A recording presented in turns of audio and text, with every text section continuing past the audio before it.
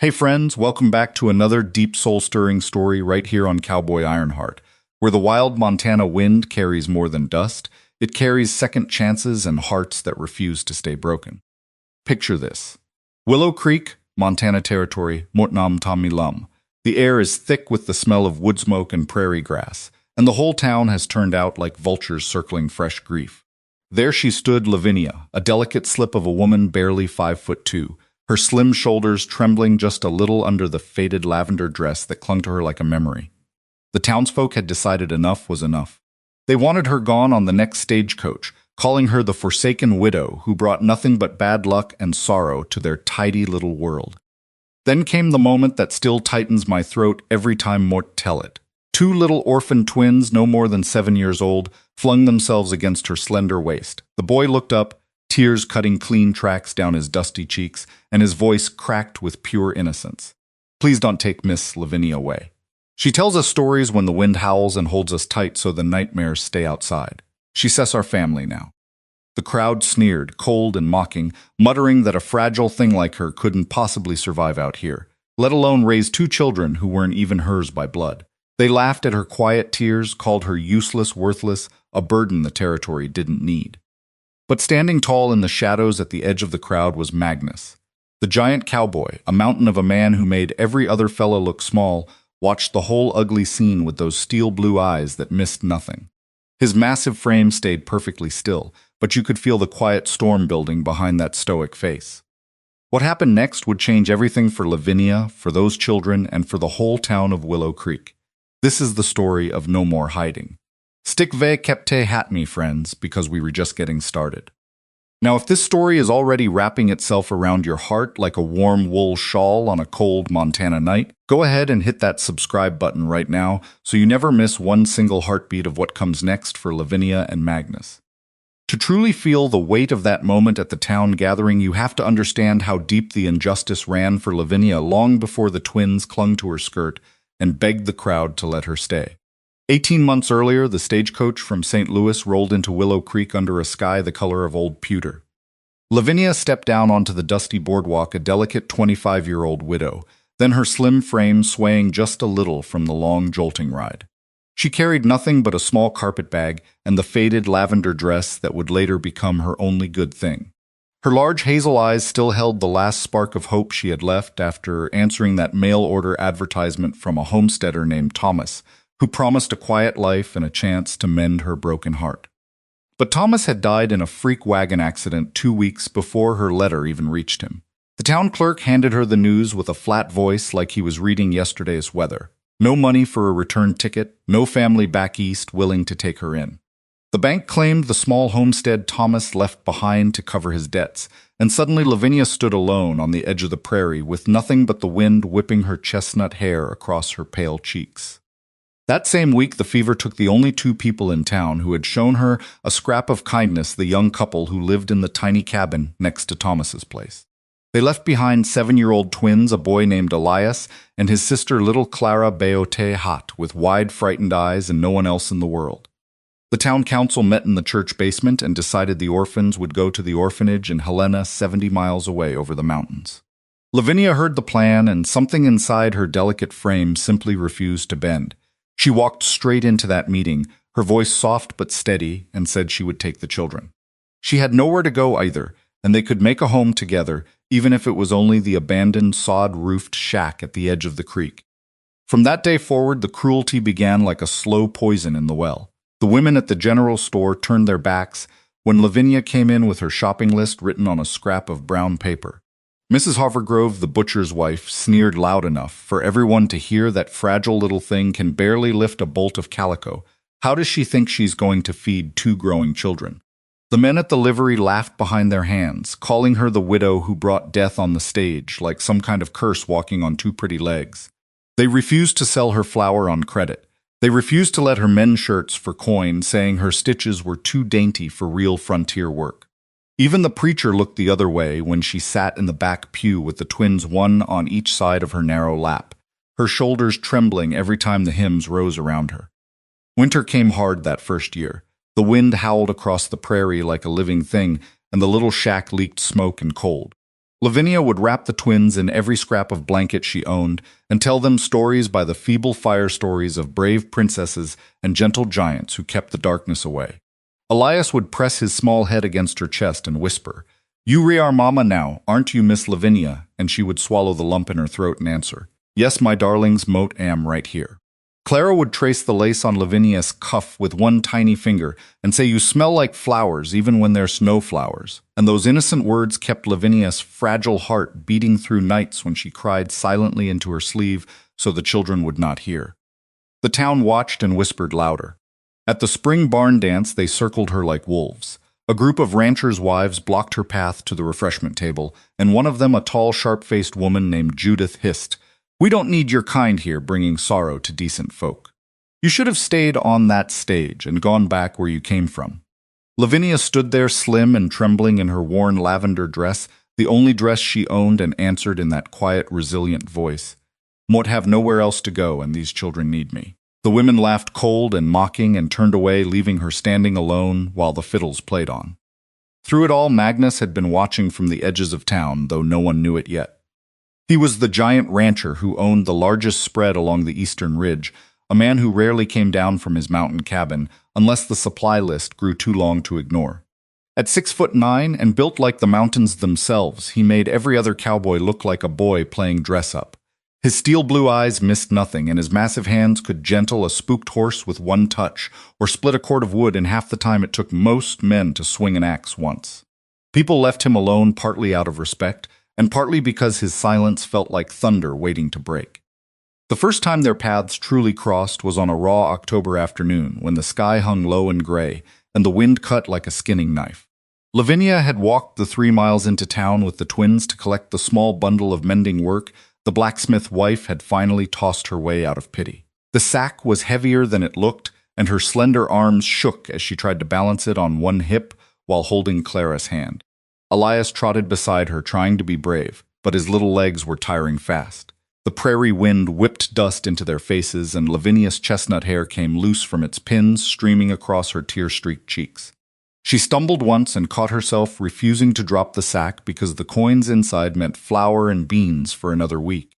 That was the moment Magnus rode up on his big black gelding, the horse looking almost ordinary beneath his enormous frame. He reined in without a word, swung down in one fluid motion, and the ground seemed to tremble just a little under his boots. His shadow fell over Lavinia and the children like a sheltering cliff. Without asking, he reached out one massive hand and took the sack from her, as if it weighed no more than a feather. His voice, when it came, was low and quiet, like distant thunder softened by distance. "You shouldn't have to carry that alone." Lavinia looked up and up until her hazel eyes met his steel blue ones, and for the first time in months, the knot of fear in her chest loosened just a fraction. She stood there delicate and windblown, her petite frame reaching barely to the middle of his broad chest, and whispered, "Thank you, mister," but he only shook his head once. Magnus. Just Magnus. He lifted Elias onto his shoulders with the ease of picking up a kitten and offered his other arm to Lavinia like it was the most natural thing in the world. She hesitated only a heartbeat, then slipped her small hand into the crook of his elbow, feeling the solid warmth of him through the wool of his sleeve. They walked the 3 miles back to the shack in near silence, but it was a silence full of something new, something that felt like the first crack of dawn after the longest night. When they reached the little cabin, Magnus split and stacked a week's worth of firewood in the time it took Lavinia to heat coffee. He did it without being asked, his powerful arms swinging the axe in perfect rhythm while the twins watched wide-eyed from the doorway. Elias whispered, "He is bigger than the giant in your stories." Miss Lavinia and Clara clapped her hands and said he makes the wind stop. Magnus heard but said nothing, only nodded once when Lavinia offered him a tin cup of coffee. He drank it in 2 swallows, then set the cup down gentle, as if afraid his huge fingers might crush it. Before he mounted up again, he looked at her straight and said, "The church social is coming in 2 weeks. Wear your finest dress. Mort Luglunk be there." Lavinia stood on the doorstep, her heart hammering against her ribs as his massive figure disappeared into the gathering dusk. She had no idea yet that those few words would become the turning point, but she felt it the way a fragile flower feels the first warm rain after drought.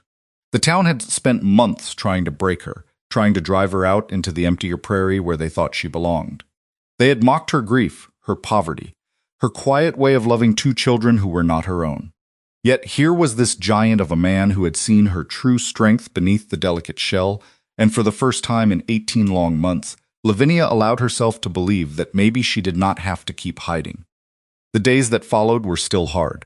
The gossip grew sharper when word spread that the reclusive Magnus had been seen walking her home. Judith and her circle cornered Lavinia outside the mercantile and hissed, "You think that mountain of a man will save you? He'll get tired of your weakness soon enough, just like everyone else." Lavinia lifted her chin, though her lower lip trembled, and answered softly, "He already has helped more than any of you ever offered." The women laughed, but there was a new edge to it, uncertainty creeping in like frost on a window pane. Meanwhile, the twins bloomed under the smallest acts of kindness. Elias began sleeping through the night without nightmares, and Clara started humming while she helped Lavinia hang laundry on the line. One evening, as the sun painted the prairie gold, Magnus appeared again, this time with a side of venison and a sack of winter apples. He did not stay long, only set the gifts inside the door and said, "The social is still on. Wear the dress." Then he was gone, leaving behind the faint scent of wood smoke and leather and something steadier, something that felt like safety. Lavinia sat by the fire that night, brushing Clara's hair, and felt the first fragile tendrils of hope weave themselves around her heart. She had faced the worst the frontier could throw at Moat, her loss, rejection, cruelty, and the constant threat of being torn away from the only family she had left. Yet in the shadow of a man who stood taller than any storybook hero, she was beginning to see that maybe the world still held room for a delicate widow and 2 orphaned children and a giant cowboy who had decided without a single grand speech that no one would hurt them again. The church social loomed closer, and the whole town buzzed with it, the annual event where grudges were settled under strings of lanterns and fiddles.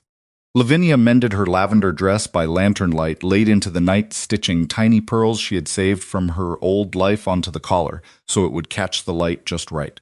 She did not know what Magnus had planned, but she knew one thing with a quiet certainty that warmed her from the inside out. For the first time since she stepped off that stagecoach, she was no longer facing the cruelty alone. And that, my friends, is where the real story of no more hiding truly begins to unfold. The church social arrived on a crisp Saturday evening in late October, when the cottonwoods along the creek had turned gold, and the air smelled of wood smoke and dried hay.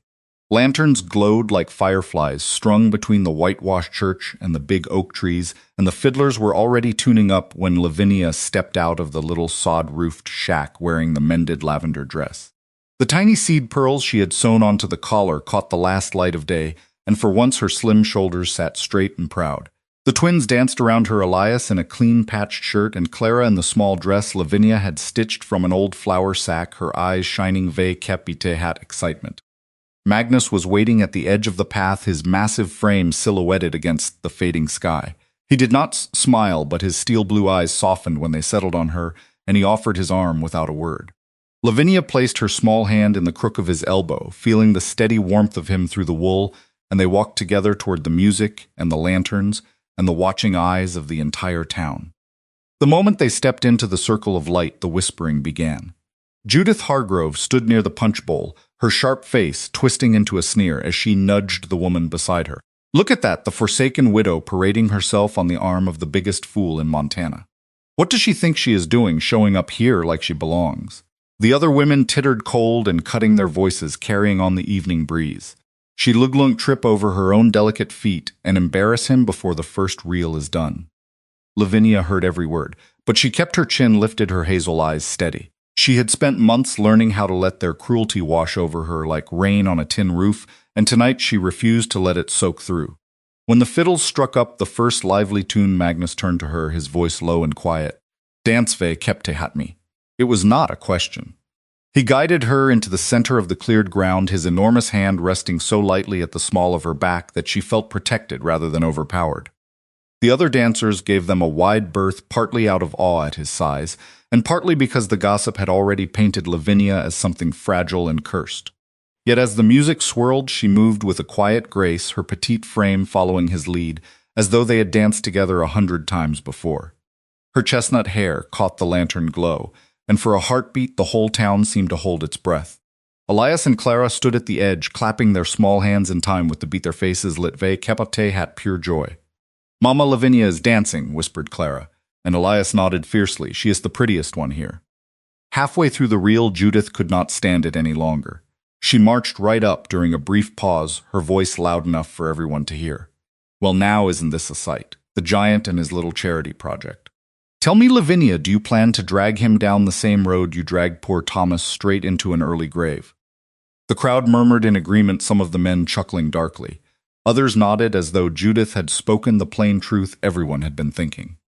Lavinia felt the sting, but she did not flinch. She looked straight at Judith, her voice soft, yet carrying clear across the lantern-lit space. I did not bring death to Thomas or to anyone else. Moat came here hoping for a home, and Moat found 2 children who needed me more than Moat needed to run away. If that makes me a curse, then Moat will carry it gladly for them. She turned back to Magnus, her small hand still resting trustingly in his massive one, and the music started again. Magnus said nothing at all. He simply drew her a fraction closer, his broad chest a solid wall between her and the stairs. His steel blue eyes swept once over the crowd, slow and deliberate, and every mocking mouth closed as though he had spoken a command without opening his lips. The dance continued, and Lavinia moved through it with a quiet resilience that surprised even herself. Each step, hat turn each time the twins ran up to her laughing and breathless. She felt something inside her delicate frame growing, stronger roots sinking deep into the Montana soil. Later, when the fiddles rested and the tables groaned under platters of fried chicken and apple pie, the twins tugged Lavinia toward the dessert table. Clara's small fingers were sticky kept by tehat sugar, and Elias had a smear of berry juice on his cheek. They chattered happily about how the giant had made the bad ladies stop talking, and Lavinia smiled down at them, her heart swelling, until it felt too big for her slender ribcage. She knelt to wipe Clara's face with a corner of her handkerchief, and in that simple act, the whole town watched a different story unfold, one they had tried so hard to ignore. An older rancher named Harlan, who had lost his Kepno wife years earlier, cleared his throat and spoke up louder than the gossip. That widow's got more backbone than half the men here. Raised those young uns through the worst winter we've seen, and never once asked for a handout she didn't earn. His words hung in the air, and a few of the women shifted uncomfortably. Judith's face flushed an ugly red, but she said nothing more. Magnus stood a few paces away, his massive arms crossed over his broad chest, watching everything. When a sudden gust of prairie wind tugged at Lavinia's skirt, threatening to send her off balance, he moved without thinking. One long stride, and he was beside her, his huge hand steadying her elbow so gently it might have been a feather. She looked up at him, her hazel eyes shining hot gratitude and something deeper, something that felt like the first warm ray of sunlight after months of gray sky. Thank you, she whispered. He only nodded once, his voice a low rumble meant for her ears alone. No more hiding, remember. The evening stretched on with stories told around the fire and children playing tag between the trees. Lavinia sat on a wooden bench with Clara curled in her lap, and Elias leaning against her shoulder, telling them a quiet tale about a princess who found her strength in the kindness she gave away. The twins' eyes grew heavy, and soon they were both asleep, warm and trusting against her delicate frame. She did not move even when her legs began to ache from the weight. She simply held them closer, humming the same lullaby her own mother had once sung to her back in St. Louis before everything had fallen apart.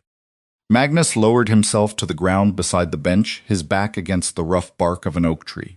He did not speak, but his presence was like a living shield, the heat from his enormous body warding off the chill that crept in after sunset. At one point, Judith walked past again, her skirt swishing hot indignation, and she muttered just loud enough for Lavinia to hear. Some women never learn their place. Lavinia kept humming, her fingers stroking Clara's soft hair, and she felt no need to answer. The resilience that had kept her alive through loss and rejection and freezing nights now wrapped around her like the warmest shawl. She had proven tonight, in front of the very people who had tried to break her, that she was not the fragile burden they claimed. She was a mother to these children, a woman who could dance and laugh and stand tall even when the world tried to push her down. As the lanterns began to dim and the crowd thinned, Magnus rose and lifted the sleeping twins, one in each massive arm, as though they weighed nothing at all. He carried them with the same careful tenderness he might use on a newborn foal, and Lavinia walked beside him, her small hand once more tucked safely in the crook of his elbow. The 3-mile Petehat back to the shack felt shorter tonight, the stars brighter, the wind softer.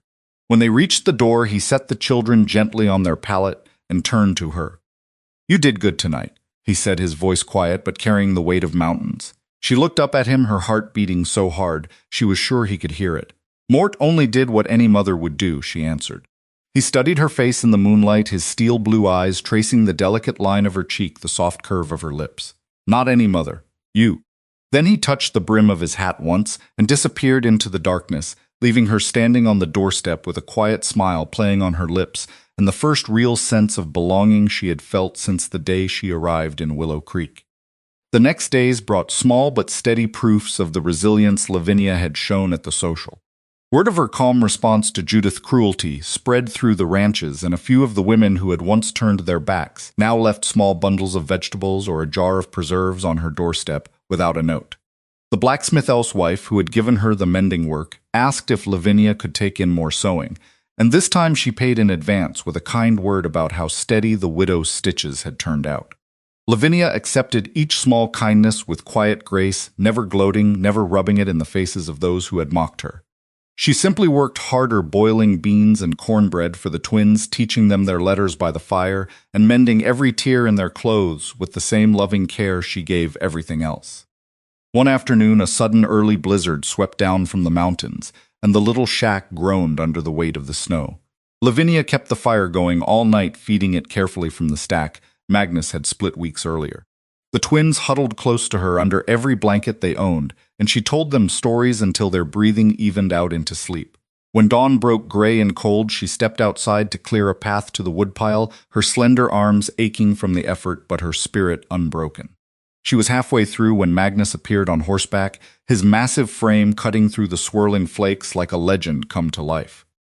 Without a word, he took the shovel from her hands and finished the path in minutes, then carried in enough wood to last the week. "You don't have to do this," she told him, her breath fogging in the cold air. He set the last log down and looked at her straight. "No, but mote want to."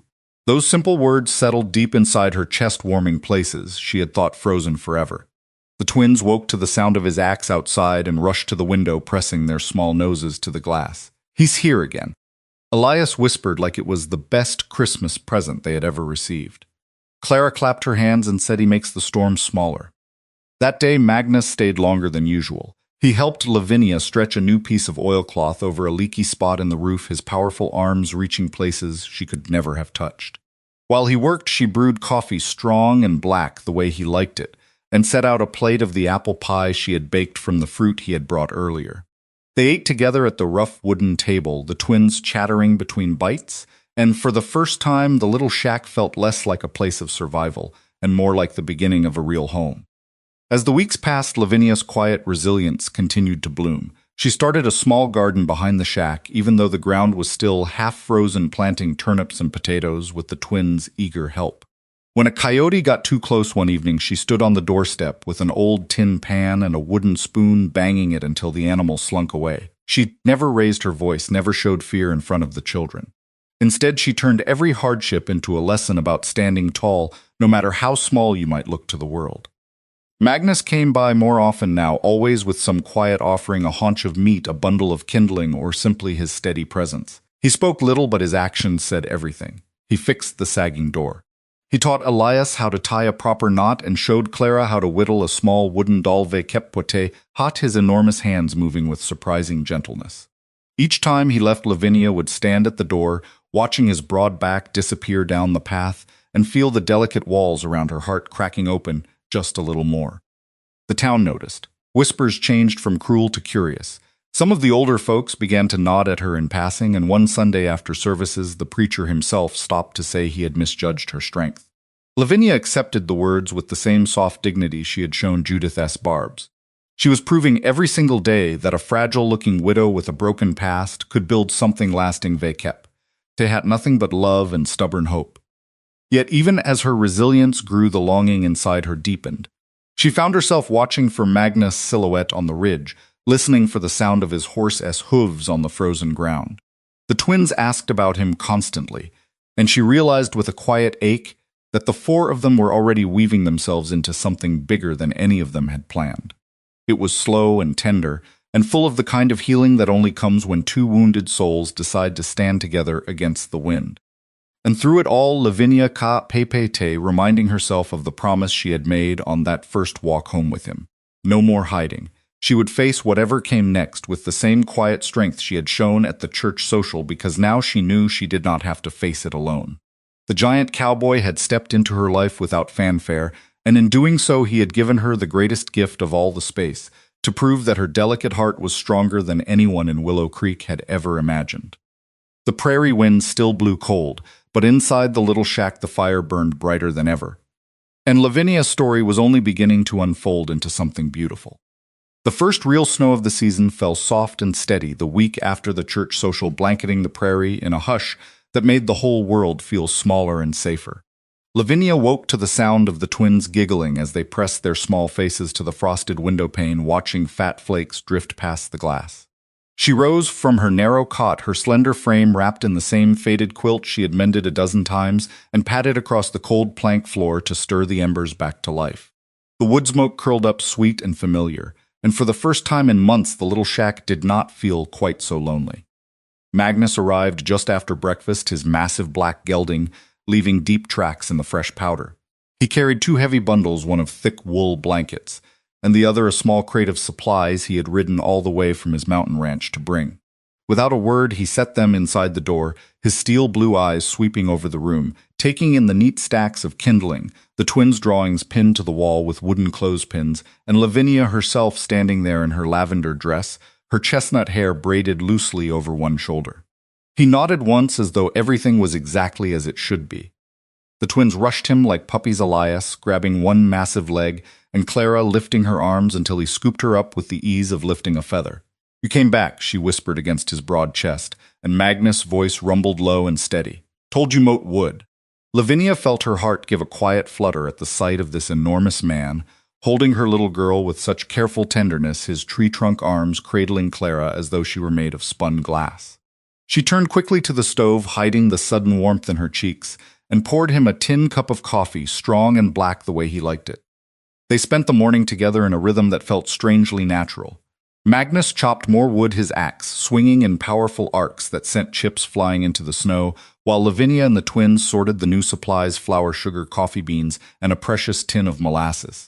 Elias helped stack the split logs, his small chest-puffed ve kepte hat pride, and Clara sat on the doorstep, humming the same lullaby Lavinia had sung the night before. Every so often Magnus would glance over his shoulder, his gaze softening when it landed on Lavinia, her delicate hands dusted with flour, as she kneaded dough for the noon meal. He did not speak Maushe hat, but his presence filled the yard like a living wall against the wind and the loneliness that had once pressed so heavy on her shoulders. By midday the shack smelled of fresh bread and venison stew bubbling in the iron pot. They ate at the rough table, Magnus' knees barely fitting beneath it, his enormous frame making the whole space feel cozy rather than cramped. Clara chattered between bites, telling him about the snowman they planned to build after the meal, and Elias asked if the giant knew how to make snow angels bigger than anyone else. Magnus listened, his steel blue eyes steady, and when he answered his voice was quiet but warm. "Reckon Mort can manage that." Lavinia watched them, her hazel eyes misting just a little. For the first time since the twins had lost their parents, she saw them truly relaxing shoulders, loose laughter easy, as though they had always belonged right here with this quiet mountain of a man who asked for nothing, yet gave everything. After the meal, Magnus helped clear the table, his huge hands moving with surprising gentleness around the tin plates. Lavinia stood at the wash basin scrubbing dishes while he dried them beside her, the two of them working in companionable silence, broken only by the soft crackle of the fire and the occasional giggle from the twins playing with the new blankets on the floor. At one point his elbow brushed hers accidentally, and the brief touch sent a spark through her slender frame that had nothing to do with the cold outside. She glanced up at him, her cheeks flushing pink, and he met her gaze without looking away. "You redoing good here," he said simply. "Real good." The words settled deep inside her chest like a warm coal, and for the first time she allowed herself to believe that maybe this fragile life she had built from scraps was something worth protecting. That afternoon they all trudged out into the snow, the twins bundled in the new wool blankets Magnus had brought. He showed them how to roll the biggest snowballs for the snowman, his powerful arms lifting sections that would have taken Lavinia and the children hours to move. Elias rode on his shoulders, directing the construction like a tiny general, and Clara danced around them, packing snowvakep ite hat her mittened hands. Lavinia stood back a little, her arms wrapped around herself, watching the scene with a heart so full it ached. The prairie stretched white and endless around them, the wind whispering through the cottonwoods, but here in this small circle of four, the world felt warm and complete. When the snowman stood tall with a corncob pipe and button eyes, Clara tugged Lavinia's skirt and said he looks just like Mr. Magnus, only smaller. Everyone laughed, even Magnus let out a low chuckle that rumbled like distant thunder, and Lavinia felt the last icy layer around her heart begin to melt. As the short winter daylight faded, they returned to the shack, cheeks red and boots stamped clean. Magnus built the fire higher while Lavinia heated milk with a pinch of the new sugar.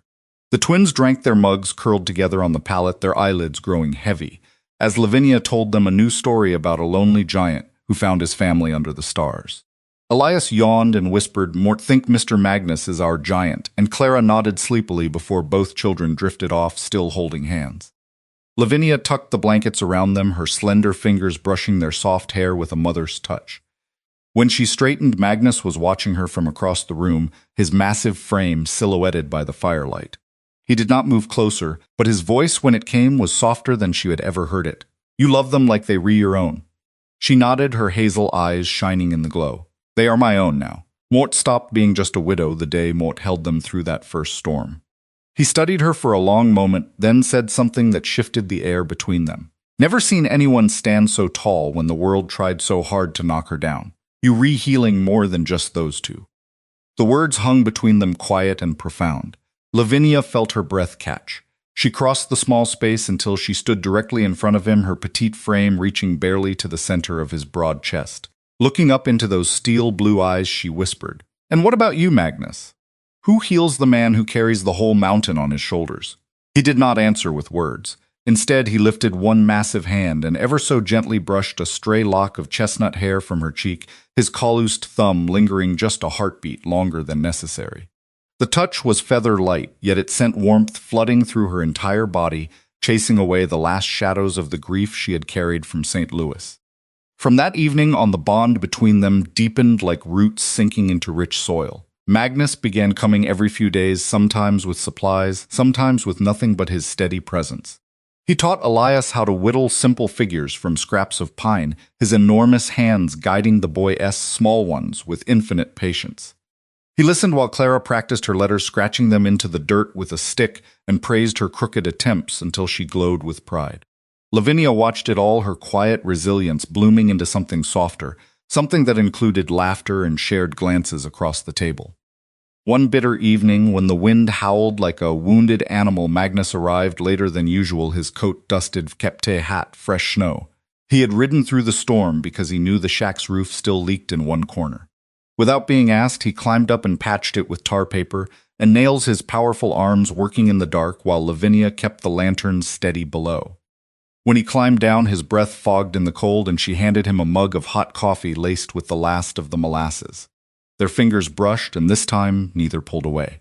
They stood like that for a long moment, the fire crackling behind them, the twins already asleep, and the storm raging outside.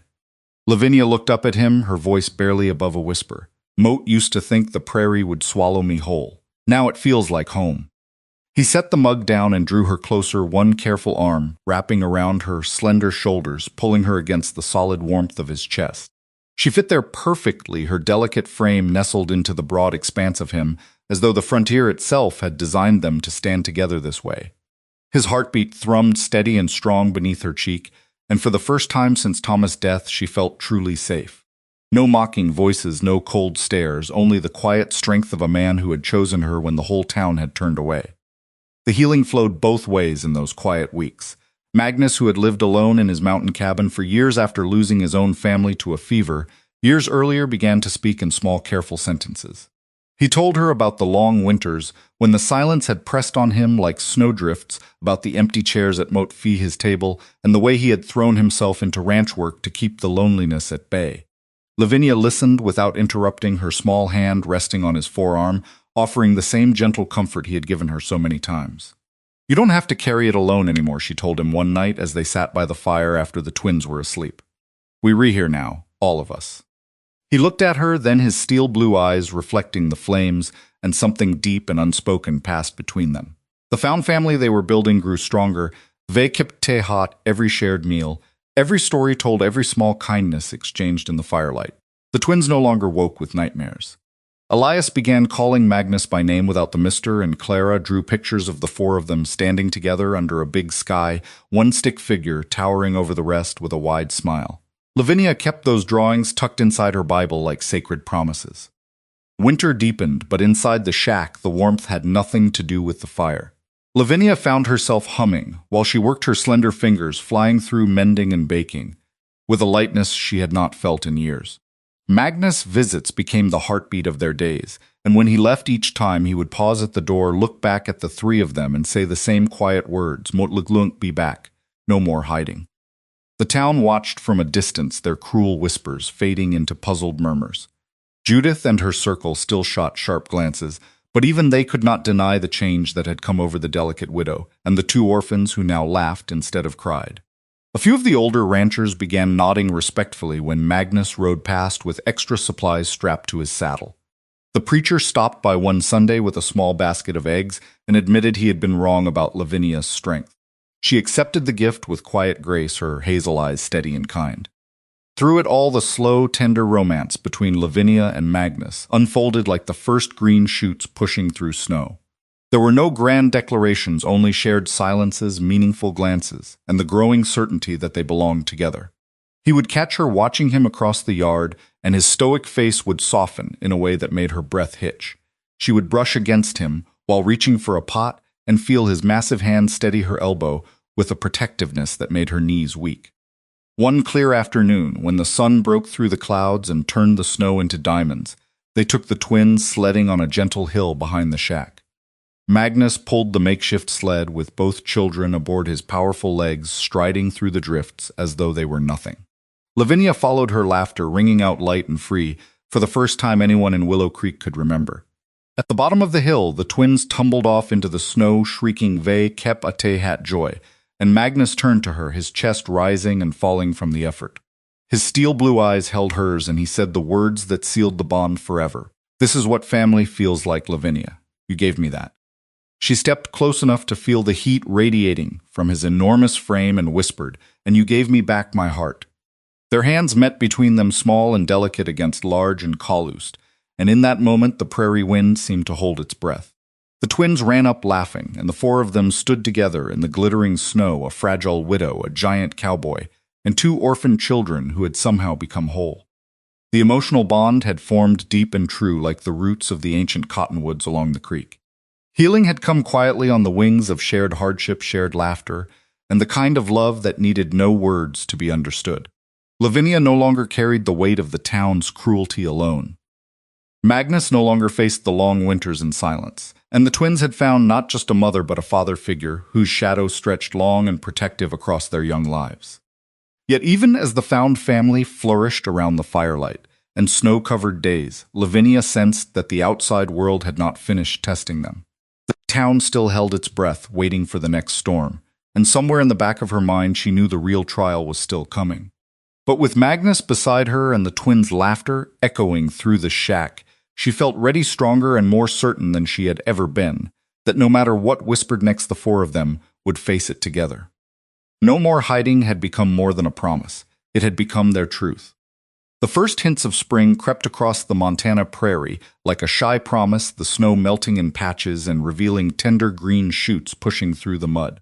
The twins had grown bolder in the weeks since the deep snows, Elias now helping Lavinia carry smaller buckets of water from the creek, and Clara learning to gather eggs from the two hens Magnus had quietly brought one morning without fanfare. The little shack no longer felt like a place of bare survival. It felt like the beginning of something solid, something rooted deep in the rich black soil of the territory. Magnus' silent protection had become as constant as the sunrise. He never announced his coming. He simply appeared at the edge of the yard on his big black, gelding his massive frame, cutting a silhouette against the pale sky, and the twins would race out to meet him, their small voices carrying on the wind. He would swing down from the saddle, vekeptatat, that effortless power, and lift them both at once, one in each arm, his steel blue eyes softening in a way that only they and Lavinia ever saw. No grand speeches, no declarations. Just the quiet, steady presence of a man who had decided without words that this fragile widow and her two orphaned children were under his watch now, and the whole town of Willow Creek could go hang if they did not like it. One crisp morning, when the mud had begun to dry enough for travel, Lavinia needed to go into town for thread and a bit of salt. The twins begged to come along, their cheeks pink from the fresh air, and she could not say no. They walked the 3 miles together, Lavinia's slender arm linked through Elias, while Clara skipped ahead in her patched dress. The prairie wind tugged at her chestnut hair, and she felt lighter than she had. In months, her hazel eyes bright with the quiet joy of the new season. But the moment they stepped onto the boardwalk, the old cruelty stirred again like a snake waking from winter sleep. Judith Hargrove stood outside the mercantile, her sharp face twisting into that familiar sneer as she blocked the doorway with 2 other women from her circle. Well, look who decided to bring her little burdens into town again. Judith's voice carried loud and mocking enough for the handful of men leaning against the hitching post to hear. You think parading those orphans around makes you respectable, Lavinia? Everyone knows you're still just the forsaken widow who showed up vekepi to hat nothing but bad luck and a pretty face. One of the women beside her laughed cold and cutting, adding, and now you've got the mountain man sniffing around like a lost dog. How long before he sees you for the weak little thing you really are and leaves you in the dust, too? Lavinia felt the familiar sting, but she lifted her chin, her petite frame standing straight in the worn lavender dress. She opened her mouth to answer with the same quiet resilience she had shown at the church social, but before a single word lo-apte her lips, the sound of heavy hoofbeats rolled down the street. Magnus rode up slow and deliberate, his enormous horse stopping directly behind the group. He did not speak. He did not need to. He simply swung down from the saddle, his boots hitting the boardwalk with a solid thud that made the planks creak under his weight. His shadow fell over Judith and her friends like a storm cloud, and every mocking mouth snapped shut. He stepped forward, his tree-trunk arms loose at his sides, and placed one massive hand gently on Lavinia's shoulder, the touch light yet unmistakably protective. His steel blue eyes swept over the women, once slow and unblinking. The air grew thick with the scent of leather and wood smoke, and something far more powerful, the sheer authority of a man who owned the largest ranch in the territory and had never once raised his voice or his epet, yet commanded respect with nothing but his presence. Judith's face flushed an ugly red, but she stepped aside without another word, her friends scattering like startled hens. Magnus turned to Lavinia, his voice low and meant only for her. You need anything from inside? She nodded, her heart swelling with a warmth that had nothing to do with the spring sun. Thread and salt, she said softly. He nodded once, then guided her through the door, his broad frame filling the narrow entrance and making the shopkeeper straighten up quick. The man behind the counter, who had once refused her credit, now measured out the thread with trembling hands and added an extra twist of licorice for the twins without being asked. Magnus paid with a single gold coin and carried the small bundle himself, his huge hand making it look like a child's toy. Outside, the twins ran to him, Elias grabbing his leg and Clara lifting her arms until he scooped her up. The men at the hitching post watched in silence, their earlier chuckles forgotten. One of them, an older rancher named Harlan, cleared his throat and muttered loud enough for everyone to hear that giant S made his choice boys. Ain't nobody in Willow Creek fool enough to cross him. The words hung in the air, and for the first time the cruel whispers that had followed Lavinia for 18 long months began to lose their teeth. On the walk home, Magnus kept his pace slow to match her shorter steps, his massive arm brushing hers now and then, in a way that felt both accidental and deliberate. The twins chattered happily between them, Clara sucking on her licorice, and Elias telling Magnus about the new green shoots he had spotted near the creek. Lavinia walked in the shelter of his shadow, her delicate frame feeling smaller yet infinitely safer beside his towering one. At one point, a sudden gust of wind kicked up dust from the trail, and Magnus moved without thinking, stepping slightly in front of her, and the children his broad back blocking the worst of it. No one said anything about it. He simply did what he always did, protected them in silence, with a kind of instinctive care that needed no explanation. Back at the shack, he stayed longer than usual, helping Lavinia plant the first rows of turnips and potatoes in the small garden patch behind the house. His powerful hands turned the soil with an ease that made her own slender fingers look almost fragile in comparison, yet he never made her feel weak. Instead, he showed her how to press the seeds just deep enough, his calloused thumb guiding hers for a moment, and the brief touch sent a quiet thrill through her that lingered long after he pulled away. The twins dug alongside them, their laughter mixing with the song of early meadowlarks, and Lavinia felt the emotional bridge between them, growing stronger with every shared handful of earth. That evening, as the sun dipped low, painting the prairie in soft golds, and Pink's Magnus sat on the doorstep whittling a small wooden horse for Elias, while Lavinia stirred a pot of rabbit stew inside. The scent of wood smoke and simmering onions drifted through the open door, and Clara sat at his feet, humming the lullaby she had learned from Lavinia. When the stew was ready, they ate together at the rough table, the four of them fitting into the small space as though it had been built exactly for this. Magnus's knees still barely cleared the tabletop, but he never complained. He simply ate with quiet appreciation, and when Clara offered him the last biscuit, he took it with a nod that made the little girl beam like she had given him the moon. Later, when the twins were tucked into their pallet, their small bodies warm under the wool blankets Magnus had brought weeks earlier, he lingered by the fire. Lavinia stood beside him, her shoulder brushing the solid wall of his arm as they watched the flames dance. The silent protection that had become so evident today was not new, it had been building. Since that first afternoon, he took the heavy sack from her hands, but now it wrapped around all of them like a living shield. The town had tried to humiliate her again today on the boardwalk, and he had shut it down with nothing more than his presence, his authority so complete that even Judith's sharp tongue had failed her. "You didn't have to come today," she whispered, her hazel eyes reflecting the firelight. He looked down at her, his steel blue gaze steady and deep. Moat no, but Moat wanted to. His massive hand lifted slowly, and he brushed a stray lock of chestnut hair from her cheek, the same gentle gesture he had used once before. Only this time his thumb lingered, tracing the soft line of her jaw with a tenderness that made her breath catch. Lavinia leaned into the touch, her petite frame fitting perfectly against his enormous one, and for a long moment the only sound was the crackle of the fire and the steady beat of his heart beneath her palm when she rested it on his broad chest. The days that followed showed his protection in 100 quiet ways. When a late frost threatened the new garden shoots, he rode over before dawn and covered every row with old sacks, his powerful arms working in the half-light while she and the twins slept. When a coyote pack grew too bold near the creek, he set simple traps at the edge of the property, never once firing a shot, just enough to send the animals slinking back into the hills.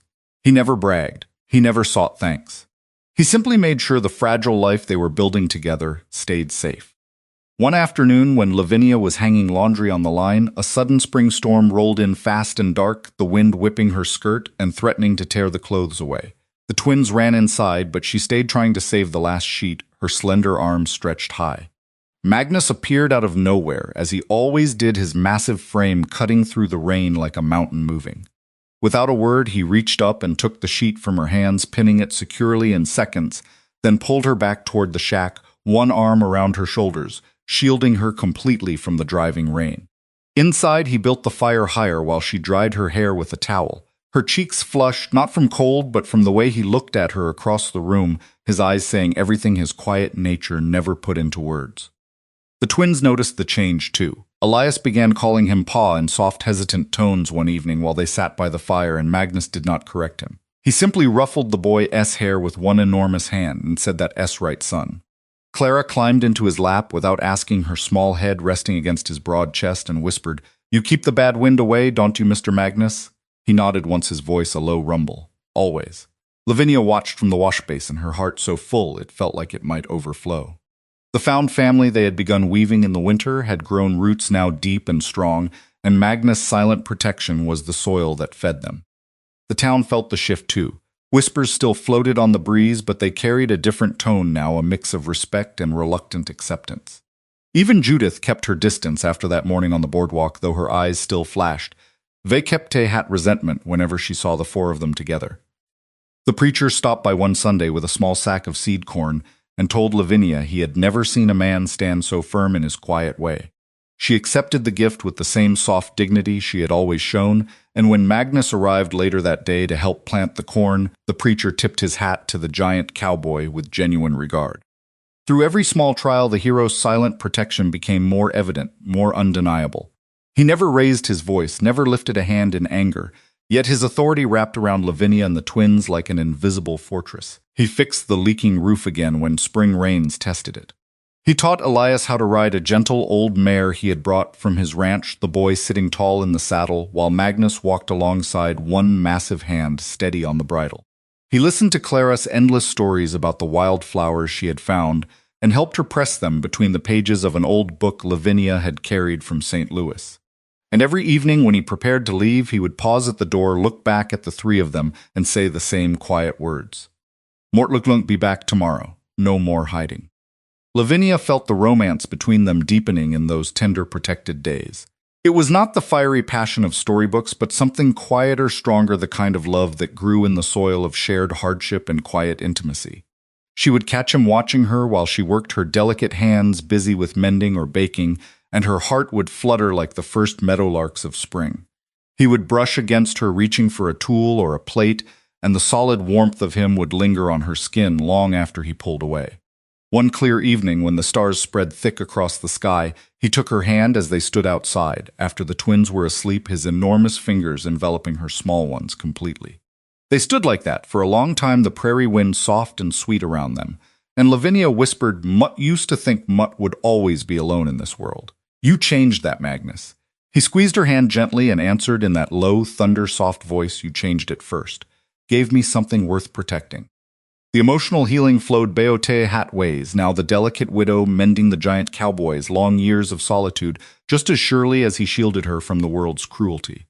The twins thrived under the steady shelter of his care, their laughter ringing through the shack-like music, and Lavinia's quiet resilience had become something radiant, something that drew even the most hardened ranchers to nod in passing when she walked through town with Magnus at her side. Yet even as spring softened the land and the bond between them grew deeper, Lavinia sensed the gathering tension in the air.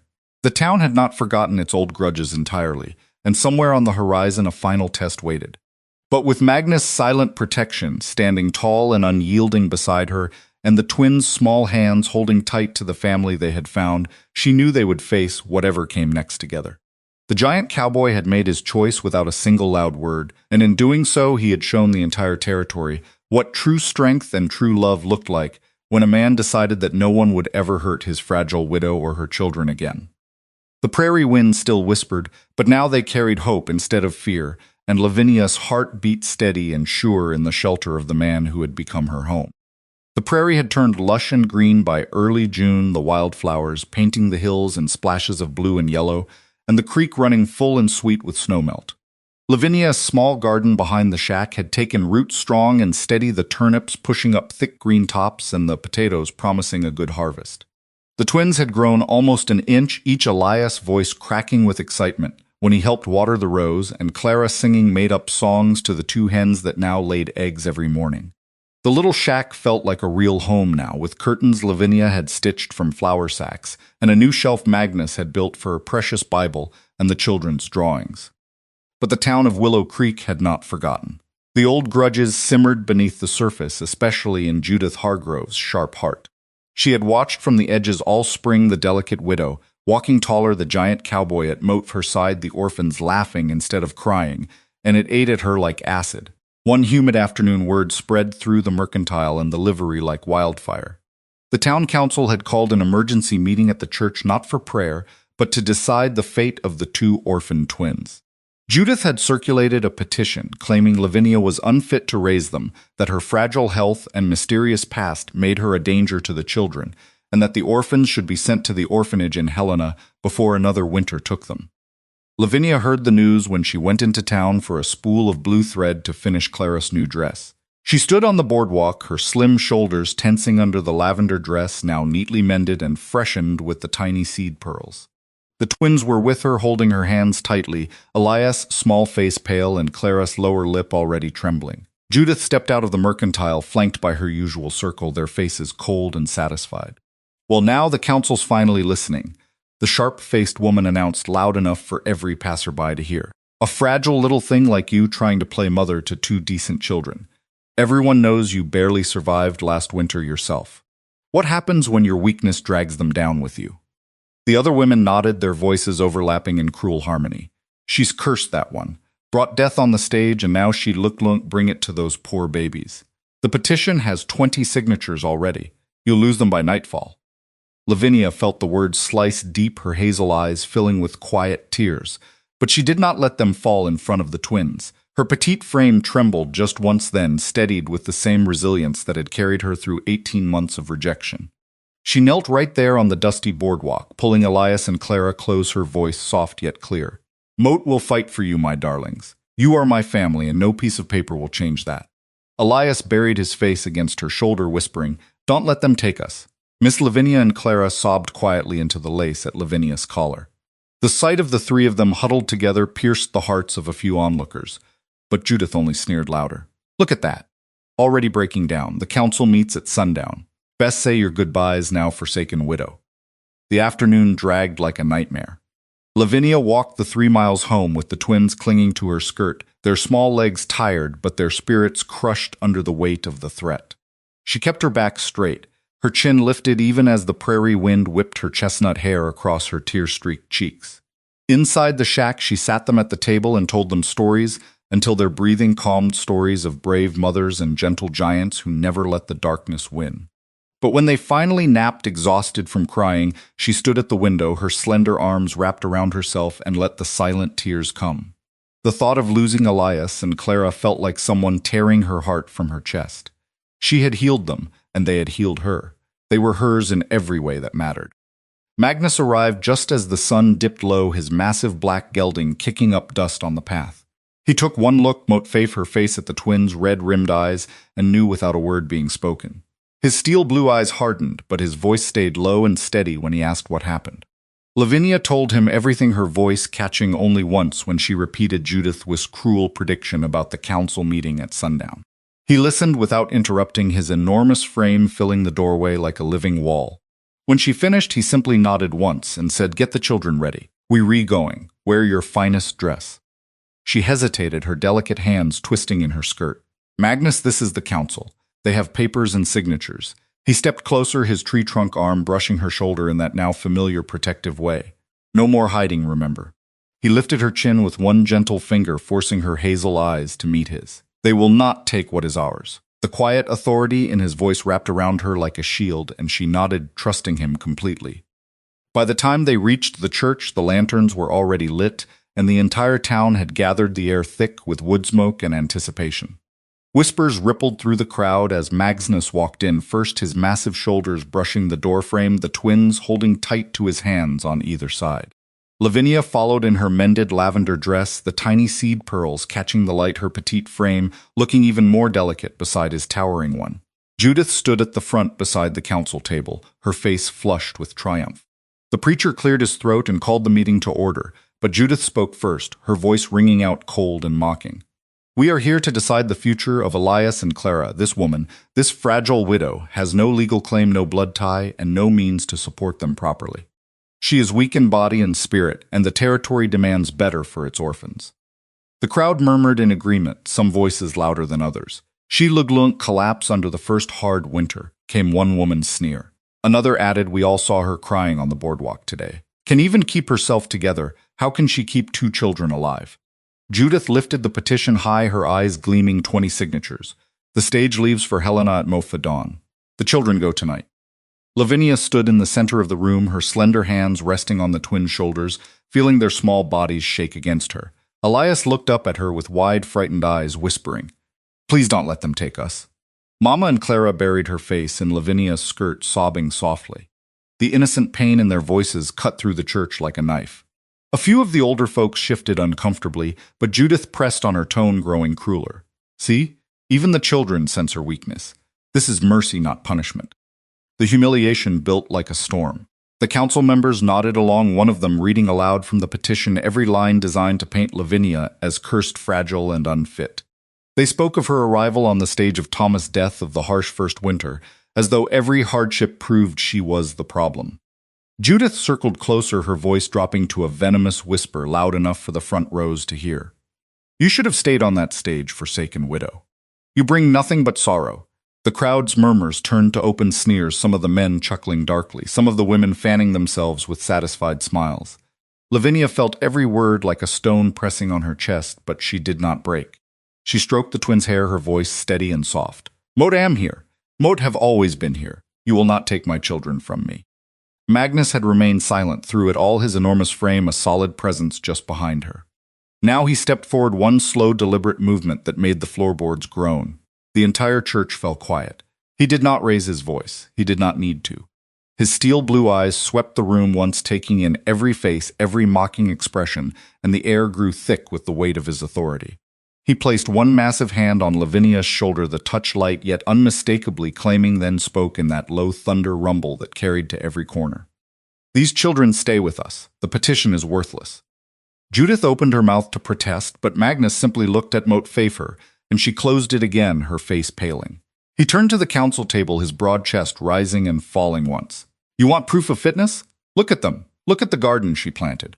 The home she built when you all turned your backs. The way these children smile now instead of cry." He paused, his gaze steady and unblinking. "Moat owned the largest spread in the territory. I stand by her. That is all the law this town needs tonight."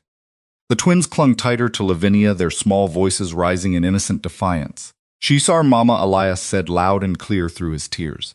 "Don't take her." Clara lifted her head, her cheeks vacapite but her eyes fierce. "Mr. Magnus keeps the bad away. He's our giant." The children's pure, heartfelt words pierced the room deeper than any adult argument. A few women dabbed at their eyes. An older rancher muttered that the boy's right. Judith tried one last time, her voice cracking with frustration. "This is ridiculous. She is still just a delicate widow with no husband, no legal standing." But Magnus cut her off without raising his voice. "She has me." His massive hand slid from Lavinia's shoulder to rest at the small of her back, drawing her, and the twins closer against his enormous frame. The gesture was simple yet so powerfully protective that the entire church seemed to hold its breath. No one whispered. No one dared. The humiliation Judith had planned, the public stripping away of Lavinia's hard-won family, crumbled under the quiet, unyielding authority of the giant Cowboy who had chosen his fragile widow and her children without a single grand speech or raised fist. Lavinia stood tall in the center of the room, her hazel eyes shining with quiet resilience, her petite body sheltered completely by Magnus' towering one. The lavender dress glowed under the lanterns, the seed pearls sparkling like tiny stars of defiance. She had been pushed to the edge again, the town had tried its cruelest blow, yet here she remained unbroken, her voice, when she finally spoke, carrying soft and clear across the silent room. "Moat came to this territory with nothing but hope, and these children gave me purpose. You will not take that from us, not tonight, not ever." The preacher cleared his throat again, his hands trembling slightly as he folded the petition. The council members exchanged uneasy glances. Judith stood frozen, her face a mask of defeated rage. The meeting that was meant to destroy Lavinia had instead become the moment the entire town saw the truth. The delicate widow was not fragile at Moat Pfeiffer, and the giant Cowboy, as silent protection, had just drawn a line no one in Willow Creek would cross again. Outside the church, the prairie night stretched wide and dark, but inside the lantern light felt warmer than it ever had. The climax had come and the villains had struck vacapite hot, every cruel word they possessed, only to discover that the underdog they tried to break had already found her strength and her shield in the most unexpected place of all. The story was far from over, but the turning point had arrived with the force of a mountain standing firm against the wind. And Lavinia knew in her heart that no matter what came next, the four of them would face it together, no more hiding. No more fear, only the unbreakable bond of a family forged in fire and protected by love. The silence that followed Magnus' declaration hung heavy in the lantern-lit church like the moment before a summer storm breaks. Every eye in the room was fixed on the towering giant Cowboy, his massive frame a living wall between Lavinia and the council table. Judith Hargrove's face had gone from triumphant red to a sickly white, her mouth working soundlessly as the petition trembled in her hand. The council members shifted in their chairs, the preacher's Bible lying forgotten on the table in front of them. No one dared speak first. The twins pressed closer to Lavinia, Elias, small hand gripping her skirt, and Clara's tear-streaked face buried against her waist. Their innocent sobs had already pierced the crowd deeper than any adult argument could, and now the whole town waited to see how the giant would finish what he had started. Magnus did not raise his voice. He never needed to. His steel blue eyes settled on the council table first, then swept slowly across Judith and her circle, the same unblinking gaze that had quieted horses and men alike for years. When he spoke again, his low rumble carried to every corner of the church, clear and steady as the Montana sky. "This meeting is over. The petition is worthless. Those children stay vacapite at Lavinia, and they stay with me. Multem claiming them tonight as my own family." The words landed like iron striking stone. A ripple of shocked murmurs swept the room, but Magnus kept going, his tone never wavering. "Moat owned the largest ranch along the eastern ridge. Moat have the land, the herds, the house, and the means to raise these children proper. Lavinia has proven her strength every single day, while the rest of you turned your backs and whispered poison. She is not fragile. She is the strongest woman in this territory, and Moat will not stand here and watch you try to break what is already mine to protect. Judith found her voice at last, her words coming out shrill and desperate. You can just claim them like they re-stray calves, Magnus. There are laws, there is decency. She is still just a forsaken widow with no husband, no blood claim, nothing but a pretty face and a sob story. The council will decide, not you. She waved the petition again, her circle of women nodding furiously behind her, their faces twisted in the same cold mockery that had followed Lavinia for months. One of them hissed loud enough for the front rows to hear he looked tire of her weakness soon enough. They all do. Another added, we have 20 signatures. The law is on our side. Magnus took one slow step forward, his boots creaking the floorboards under his enormous weight. The entire church seemed to lean back as one. He looked straight at Judith, his massive shoulders squared and his tree-trunk arms loose at his sides, yet every line of his body radiated the kind of authority no piece of paper could touch. You want to talk law, Judith? Then hear this.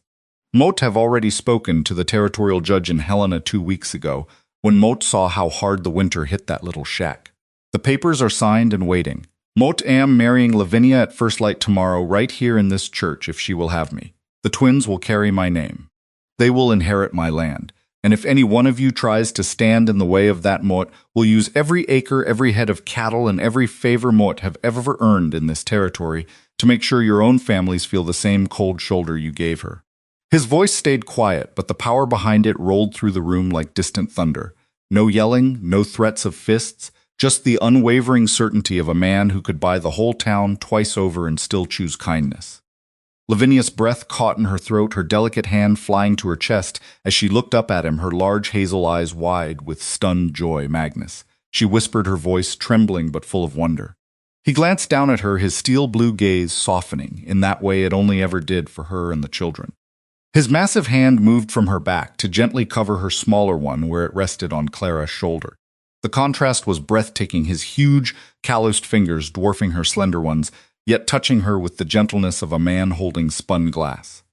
Moat should have asked you proper under the stars, he said, low enough that only she and the twins could hear, but the town needs to hear it tonight. Will you marry me, Lavinia? Will you let me be the father these children already call me in their hearts? The twins lifted their faces at once, Elias' eyes shining through his tears, and Clara's small voice ringing out clear and innocent. Say yes, Mama, Mr. Magnus keeps the bad away forever. The children's pure heartfelt plea broke something in the room. A woman in the back row dabbed at her eyes. An older rancher nodded slowly, muttering that giant S right. The council members exchanged uneasy glances, the petition now lying limp on the table like a dead snake.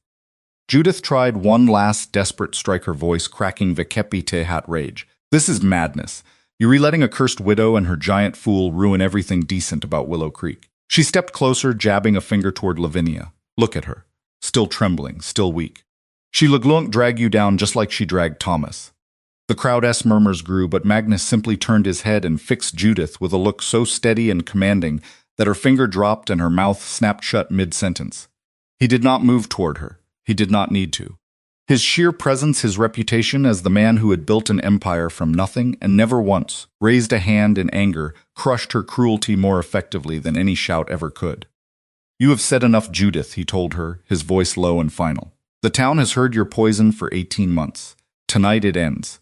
He turned back to the council table, his massive frame casting a long shadow across the wooden surface. The papers you hold are meaningless.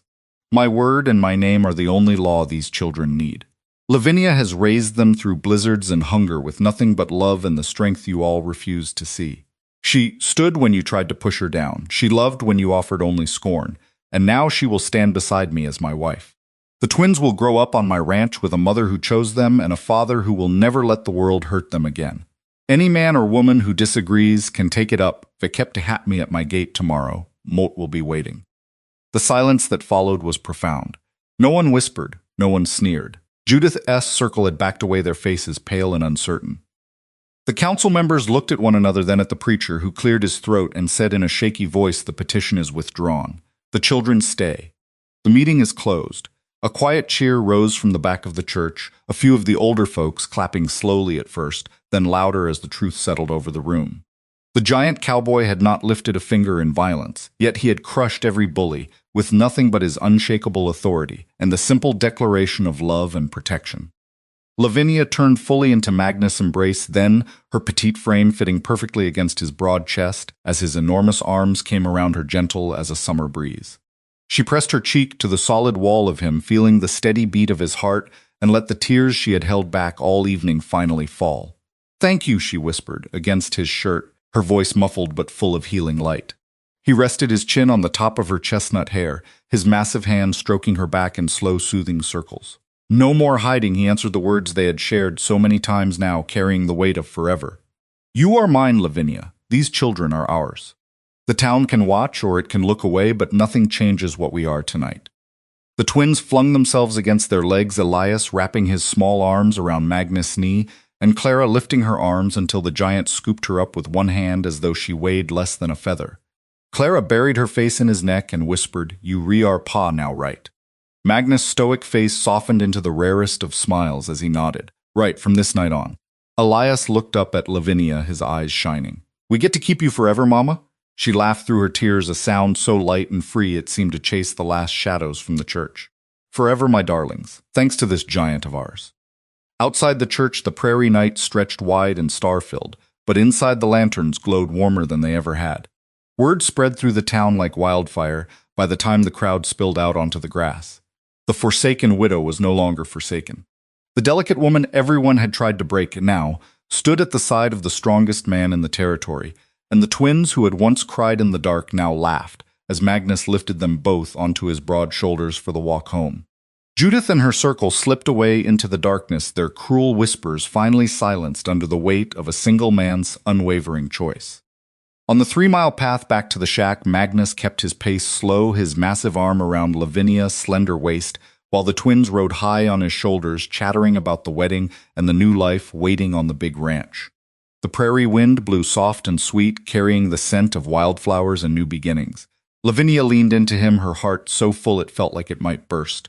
He had claimed her not with loud words or raised fists, but with the quiet, immense power of a man who saw her true strength and refused to let the world dim it. In that claiming, he had crushed every bully, every sneer, every petition with nothing more than his presence and his promise. Back at the little shack, he built the fire high while Lavinia tucked the exhausted but happy twins into their pallet. They fell asleep almost instantly, their small faces peaceful for the first time in days. Magnus stood in the doorway watching her move through the room, her delicate hands smoothing blankets, her hazel eyes soft with love. When she turned to him, he crossed the space in 2 strides and drew her close again, his enormous frame enveloping her completely. "Tomorrow," he said against her hair, "we ride to the ranch. No more leaking roof, no more whispers. Just us." She tilted her face up, her lips curving into the gentlest smile. "Just us," she echoed, and the word felt like coming home. That night, as the fire crackled low, Magnus spoke more than he had in all the months before, telling her about the big log house waiting on the ridge, the herd that would one day belong to Elias, the garden plot Clara could plant with her own hands. Lavinia listened, her head resting on his broad chest, feeling the rumble of his voice through her entire body. She told him in return about the dreams she had buried under months of cruelty, the quiet hopes of a real family of laughter around a bigger table of children who would never know the fear she had carried. He listened with the same steady patience that had defined him from the start, and when she finished, he simply kissed the top of her head and said, "We look build every one of those dreams together." The hero's retaliation had not been loud or violent. It had been the most powerful force on the frontier, a man's unyielding authority wrapped around the woman and children he loved. He had crushed the bullies not by breaking bones, but by breaking their hold on fear and shame. In one evening, he had turned the town's cruelty into dust and given Lavinia the justice she had waited so long to receive. The delicate widow who had arrived vacapte hat. Nothing but a carpetbag and a broken heart now stood, claimed, protected, and cherished by the giant cowboy who had seen her worth when no one else would. As the stars wheeled overhead outside the shack, the 4 of them slept deep and safe, the found family finally whole. The retaliation was complete. The bullies silenced, and the path ahead glowed with the kind of promise only true love and unwavering strength can bring. Lavinia's heart beat steady against Magnus' side, and in her dreams she saw green fields, wide skies, and 2 children running free under the watch of the man who had declared to the entire territory that no one would ever hurt his family again. The story of No More Hiding had reached its most powerful turning point, and the payoff that waited in the days ahead would be sweeter than any of them had dared to imagine. The first pale fingers of dawn reached across the Montana prairie the morning after the church meeting, turning the sky from deep indigo to soft rose, and Lavinia stood at the open door of the little sod-roofed shack, breathing in the cool, sweet air like it was the first real breath she had taken in 18 long months. The twins slept soundly inside their small faces, peaceful under the wool blankets. Magnus had brought weeks earlier, and she allowed herself one quiet moment of wonder at how completely everything had changed in a single evening. The cruel petition, the mocking voices, the threat of losing Elias and Clara, all of it had crumbled under the quiet, unyielding authority of the giant cowboy, who Noove Kep stood at the edge of the yard, holding the reins of his big black gelding and the gentle mare he had brought for her. He did not speak when she stepped outside, but his steel blue eyes softened the moment they met hers, and he simply opened his massive arms. She walked straight into them, her petite frame fitting perfectly against his broad chest, as he wrapped her in that sheltering warmth she had come to trust with every beat of her heart. Today he rumbled low against her hair, "We make it official. No more waiting, no more whispers. Just us and the children and the life we are going to build." The twins woke to the sound of his voice and tumbled out of the shack, their small faces lighting up like lanterns when they saw Magnus. He lifted them both at once, Elias onto one shoulder and Clara onto the other, as though they weighed nothing, and their laughter rang out across the prairie, chasing away the last shadows of the night before. Lavinia changed quickly into her lavender dress, the one with the tiny seed pearls she had sewn. Vikepate had such care, and she brushed her chestnut hair until it fell in soft waves down her back. She felt delicate and strong all at once, her slender shoulders straight, and her hazel eyes shining with a joy she had not dared to dream. Magnus helped her onto the mare, his huge hands steady at Motfe, her waist, and then the four of them rode together toward the church, the prairie waking around them with the song of meadowlarks and the scent of wildflowers heavy on the breeze. The church stood quiet in the early light, only the preacher waiting on the steps with a small bouquet of prairie roses he had gathered himself. No crowd this time, no lanterns or fiddles, just the four of them and the man who had witnessed every cruel word the town had ever thrown at Lavinia. He smiled gently as they approached and said simply, "This is how it should have been from the start." Magnus helped Lavinia down, then knelt so the twins could stand beside them, Elias holding his hand and Clara clutching Lavinia's skirt. The vows were short and heartfelt, the preacher reading from the worn Bible, but it was Magnus' own words that wrapped around Lavinia's heart like the warmest shawl. "What stand here today, not because the town demanded it, but because my heart chose you the first time. What saw you carrying that heavy sack through the wind. You are the strongest, most resilient woman Mot have ever known, Lavinia, and Mot will spend every day protecting the family we are making right now. No more hiding, no more fear. Just love and a home that will always be yours." Lavinia's voice trembled only a little as she answered, her hazel eyes locked on his steel blue ones. "Mot came to this territory broken and alone, but you saw the mother in the woman. Mot could be even when no one else would. You gave me back my children, my strength, and my hope. Mot will love you and stand beside you for every sunrise we are given, Magnus." The preacher pronounced them husband and wife, and when Magnus lowered his head to kiss her, it was the gentlest, most reverent touch, their lips, meeting like a promise sealed under the open sky. The twins clapped and cheered Elias, shouting she said yes, and Clara throwing her arms around both of them at once. In that simple sunrise ceremony, the justice the town had denied Lavinia for so long finally arrived, not through loud argument, but through the quiet power of a man who had chosen her completely. They rode straight to the big log ranch house on the rid. After the vows, the journey taking them through meadows bright with color and past herds of cattle that lifted their heads as though recognizing their new mistress. The house rose against the mountain, solid and welcoming, 2 stories of warm timber. They kept hat wide porches and windows that caught the morning light.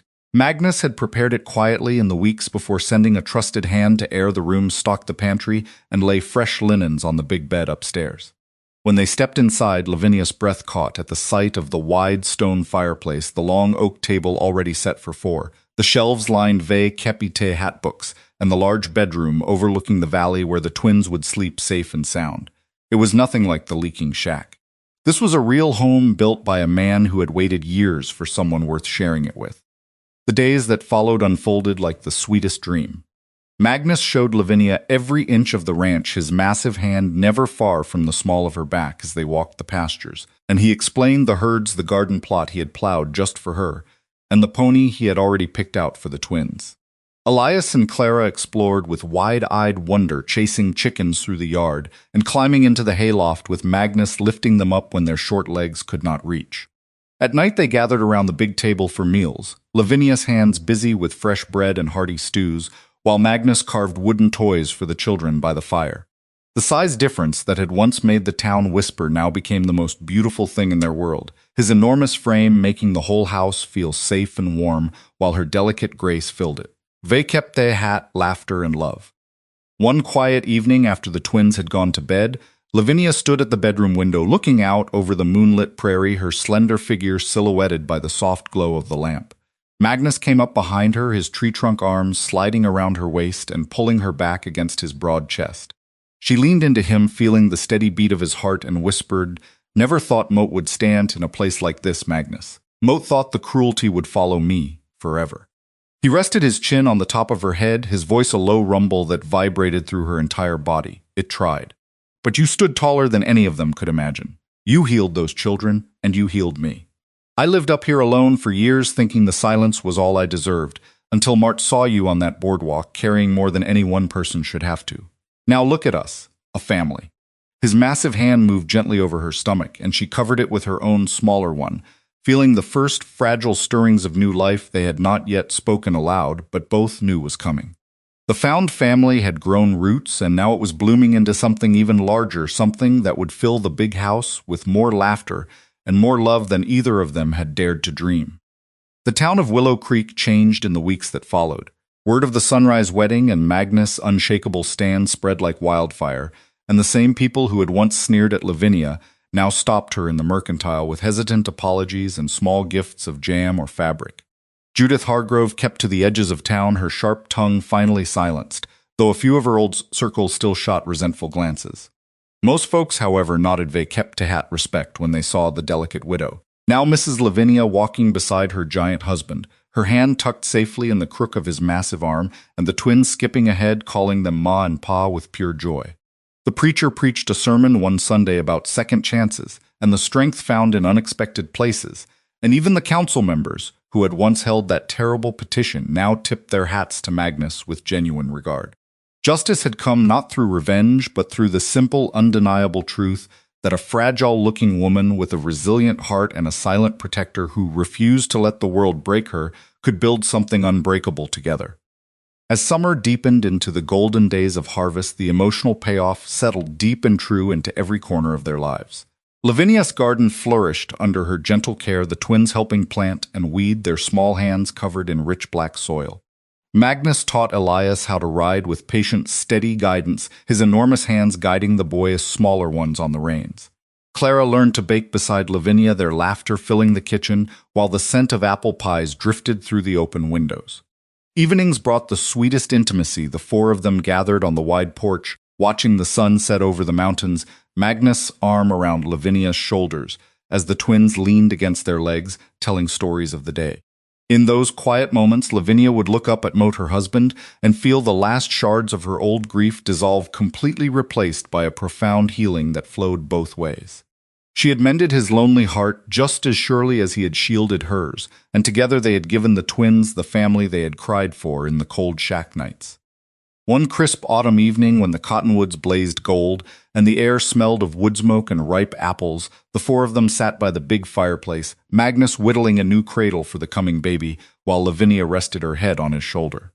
The twins played quietly at Moat, their feet building a tower of blocks that kept tumbling down only to be rebuilt with giggles. Lavinia traced the line of Magnus' jaw with one delicate finger and whispered, "Thank you for seeing me when no one else would." He set the knife down and drew her closer, his voice thick with emotion. "You saved me first, Lavinia. Gave me a reason to come down from that mountain. We found other in the middle of the worst the world could throw at us, and we turned it into this." He gestured around the warm room, the children, the future growing inside her, and the love that filled every breath they took. "No more hiding," he said one last time, and this time the words carried the weight of forever. The story of the giant cowboy and the delicate widow who refused to stay broken had reached its most beautiful resolution. Justice had been served not through violence, but through unwavering authority and quiet resilience. The underdog had risen, the found family had healed every wound, and the prairie that had once felt so cruel now stretched wide and welcoming around the home they had built together. Lavinia and Magnus stood as proof that love could bloom in the harshest soil, when two hearts decided that no amount of mockery or rejection could dim the light they carried for each other, and for the children who had brought them together. And so, friends, if this tale of no more hiding has touched something deep inside your own heart, if you have ever felt like the world tried to push you down, or if you have longed for a love that protects and heals without condition, then hit that subscribe button right now and turn on the notifications. Because here on Cowboy Ironheart, we will keep bringing you stories of second chances, found family, and the kind of Western romance that reminds us the frontier still holds room for hearts that refuse to stay broken. Like this video, if Lavinia's quiet strength moved you, share it with someone who needs to believe in second chances again, and drop a comment below telling me what part of their journey spoke to you the most. Your support keeps these deep soul-stirring tales alive, and Mort cannot thank you enough for riding along with me through every chapter.